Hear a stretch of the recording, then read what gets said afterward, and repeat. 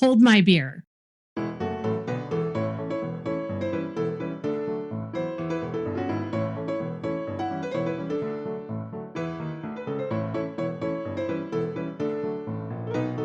A lot of the things that I do report on this channel actually are the facts.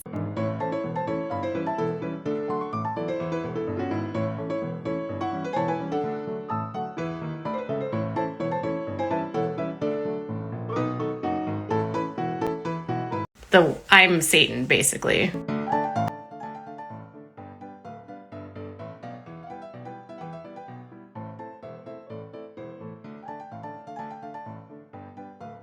I understand that as a public figure, my job means that I will be criticized, and I am fine with that. Bull crap, okay? I don't care if you talk about me. I don't care if everyone talks about me. No. Talk about me. I talk about people all the time. You don't have to like me. You don't have to like what I do. You can monetize the hell out of me. I don't care. Talk about me. She's a nasty, vile human being that needs to be held accountable.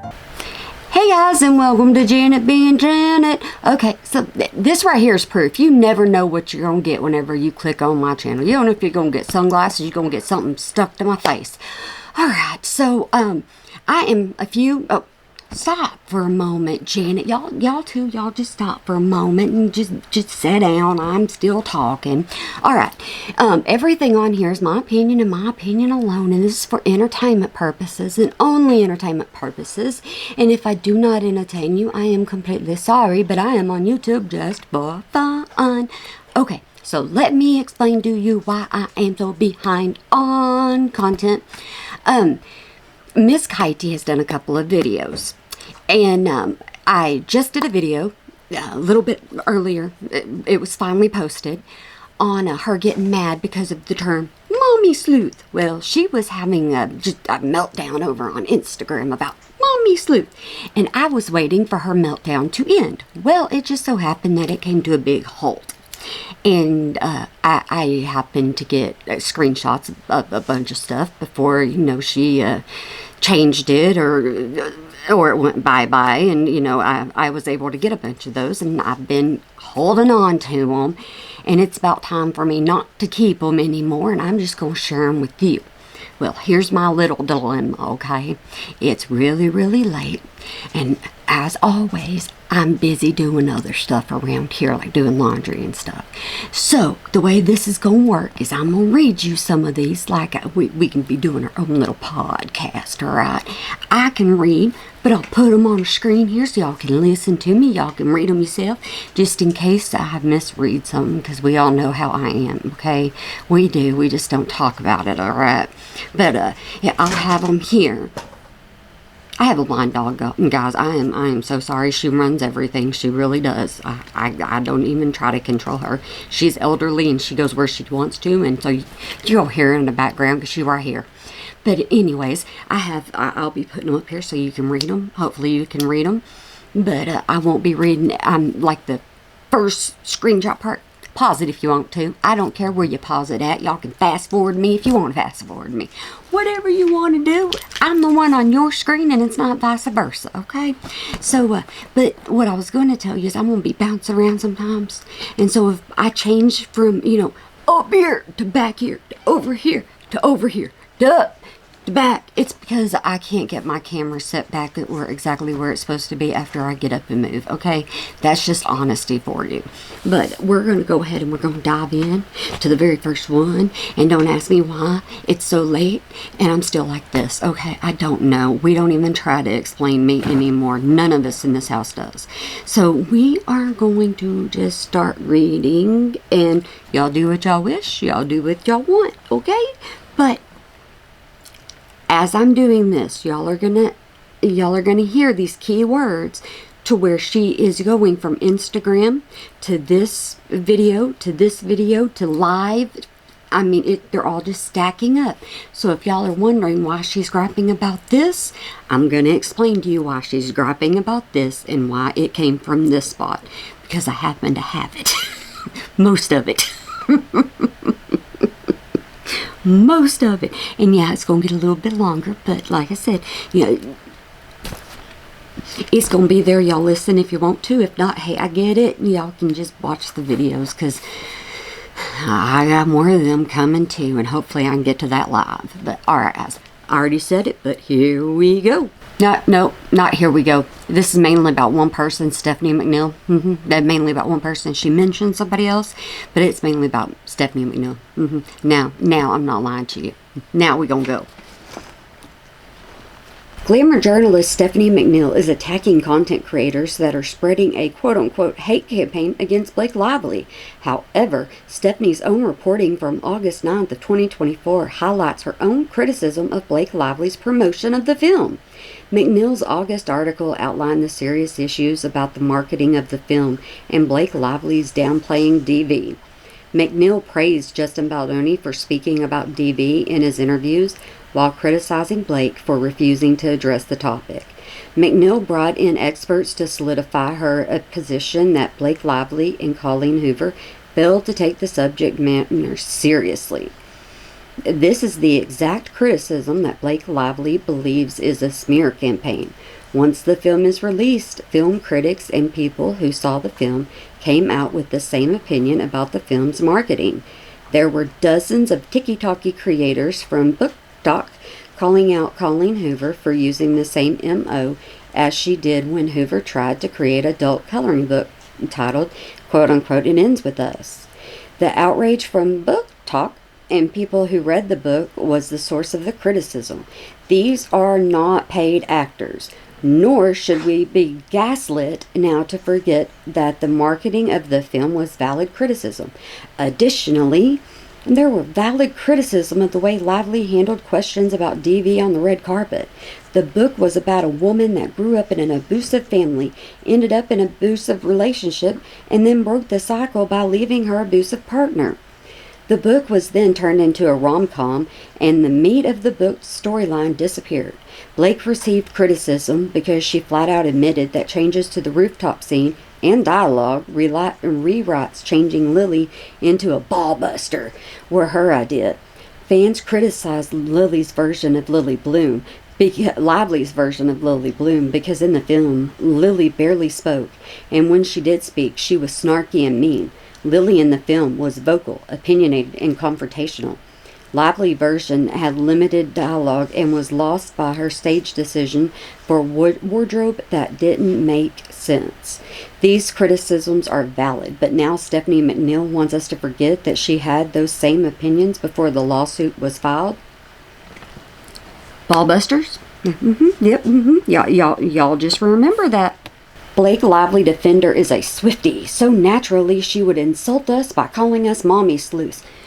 That's why she mad. She mad. Oh, she mad. It came from this.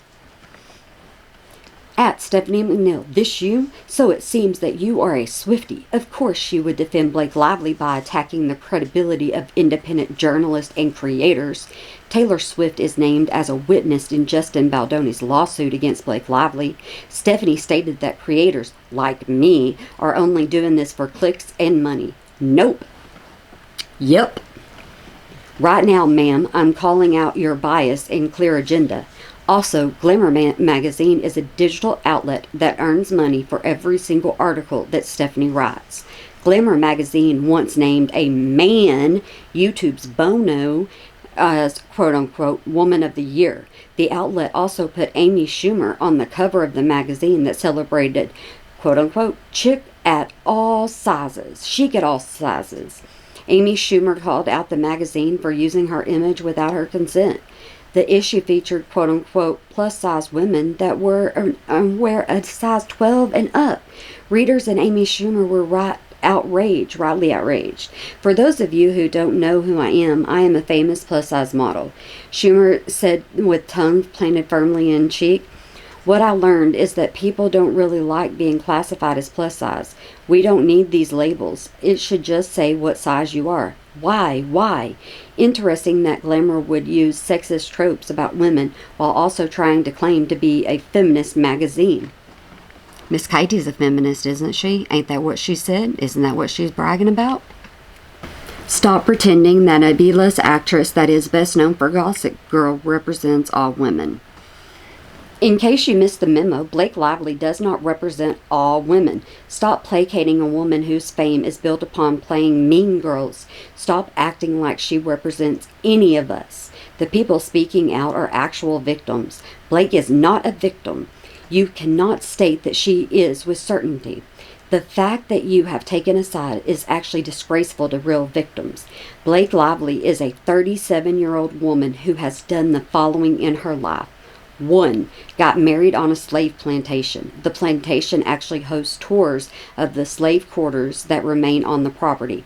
2. She wrote an ode to women to the antebellum and praised women that owned slaves in the 2014 blog post. 3. She has admitted to wearing blackface as a teen to stalk guys that she and her friend were interested in. 4. She made fun of Leighton Mesclit for being born while her mother was incarcerated. She joked that Leighton was born in a cage. 5. Blake called her co-stars monkeys. 6. Blake was repeatedly used transphobic language in interviews. 7. Blake shamed a reporter that congratulated her on her pregnancy. 8. Blake Lively was Ryan Reynolds' mistress while he was still married to Scarlett Johansson. 9. Blake openly defended Woody Allen and said that he empowers all women. Allen's daughter Dylan Farrow called out Lively for making these comments. Dylan Farrow has alleged for years her father molested her as a child. Lively has never apologized to Dylan. 10. Blake refused to acknowledge victims of domestic violence while she promoted a film about DV. 11. Blake mocked Princess Kate's Photoshop, quote-unquote, fails while Kate received treatment for cancer. 12. Blake has repeatedly been labeled difficult and mean by co-stars and directors. 13. Blake did a photo series in 2018 objectifying and harassing men. 14. Blake's S.H. Brandon Skeeter at a pre-screening of It Ends With Us.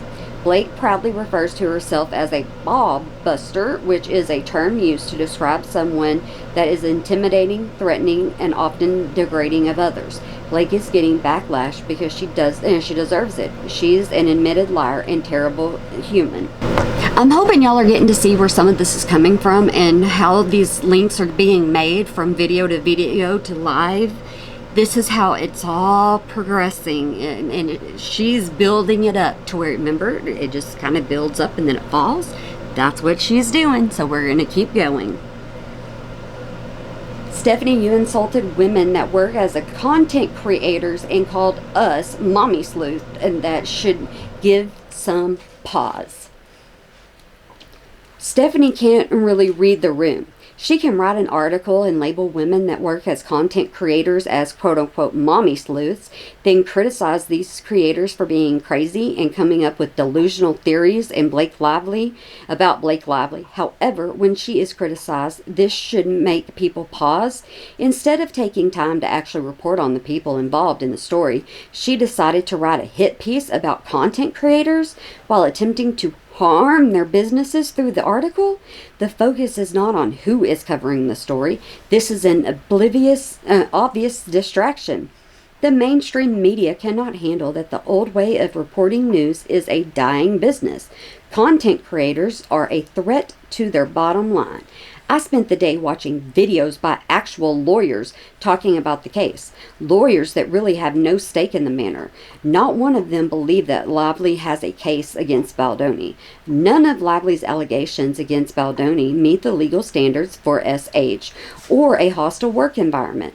As one lawyer said, being annoyed by your boss or thinking he's weird isn't a legal claim. Other lawyers pointed out that a jury is instructed to view a case based upon the credibility of a person bringing the claim. If the jury can find at least one instance where the individual lied, the jury is instructed to discount their entire testimony. Examples that erode her credibility and that can be used in court. Let's get another list going. 1. Lively has admitted in magazine interviews that she and her husband often lie on social media. 2. Lively has admitted on camera that she lies to journalists because they don't, quote-unquote, fact check. 3. Lively has admitted in a Forbes interview that she obtains jobs under the pretense of being an actress. Then once hired, she admitted that she exerts her power to take over the film. 4. Lively did not gain control of the film until after she forced them to sign a document giving her more power. This makes it appear as the SH claims are fabricated. 5. Lively claims that she did not speak about DV during the press tour because she was following the marketing plan, yet she went off the marketing plan to self-promote her business. All right, now we're going to bring in the spouse. Stephanie, tell your husband that he's lost and I never told anyone to attack you. We're going to do a video on that one too. Don't you worry, we're going to do a video on that. Glamour editor Stephanie McNeil made the decision to publicly shame and degrade female content creators in a nationally recognized digital magazine owned by Condé Nast. In her article, Stephanie degraded women that work as independent journalists for not siding with Blake Lively. She accused many of us of not having our own mind, being brainwashed out of part of the alt-right. Most of us are not alt-right, and many of us are covering a public legal dispute between celebrities Justin Baldoni and Blake Lively. Ryan Reynolds. Stephanie believes that we are unable to read the court documents, evidence, and public news articles from August of 2024 to form our own opinions. Many of us were on Blake's side until the evidence came out and proved that she was lying. Instead of Stephanie taking a deep dive into the toxic and abusive behavior of Ryan Reynolds, including but not limited to admitting to SA, a co-star, a female co-star, alleging she was forced by producers to sleep with him in 2005, a death of a female stunt double on the set of Deadpool 2 movie, his all-styles takeover of Deadpool from Tim Miller, numerous former co-stars and insiders calling him out, and his ex-wife Scarlett Johansson calling him quote-unquote controlling, jealous, insecure, and wanted her at his beck and call. Stephanie decided to attack other women who worked independently and reduce their reporting to frivolous and conspiratorial, alt-right, and harmful to all women. Now she sent her husband into my comments to claim that I'm sending people to attack her parenting. Where did I ever say she should be attacked? Did Stephanie consider she was attacking quote-unquote other women and our livelihoods? I'm self-employed. My business is my sole income for my family. I have a child with severe medical conditions and autism. This job is all my family had to take care of him. Did Stephanie think about me or other mothers when she reduced us to only out of clicks and money? This is my job. Of course I make money. Stephanie makes money the same way. Her company's bottom line is making money of her attack and self-employed women that she degraded in an article, in numerous TikTok videos, and on Instagram. She brought up her son. You hearing us? You hearing us? This is why I was like, we're going to bring all this stuff out. And if you're still with me, congratulations. Because we're still going on this. We're almost done. We're almost done.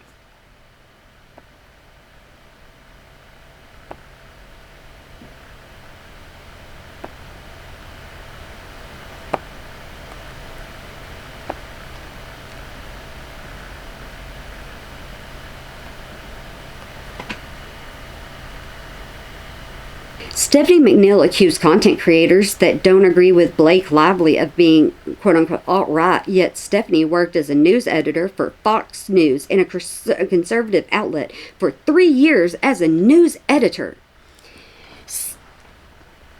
Apparently, a journalist's political view is dependent upon which company they work for. Stephanie McNeil has been accusing digital content creators of quote-unquote waging a hate campaign against Blake Lively. In her article, she asserts that most of us are alt-right and misogynist.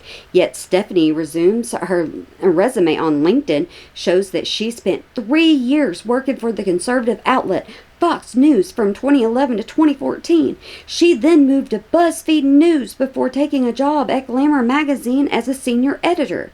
It's interesting that she would attack creators and accuse them of being conservative when she worked for Fox News. I can assure Stephanie that at no time in my career have I worked for Fox News, nor have my political views shifted based upon my employment's media bias. However, Stephanie's views apparently are for sale to the highest bidder for a salary. Stephanie's husband, Brian Henry, works for a real estate agent, Robert Surhart. Ryan Surhart was recently featured as a keynote speaker along the Ryan Reynolds in Australia. No wonder she gets the concept of misogyny all wrong. But what do I know? I'm just a mommy sleuth. All right, guys, we're just down to our last one, okay? So that didn't take us too long, and I didn't even have to get up. Go me! Go me! Okay, let's finish this. Taylor Lorenz has officially lost her mind.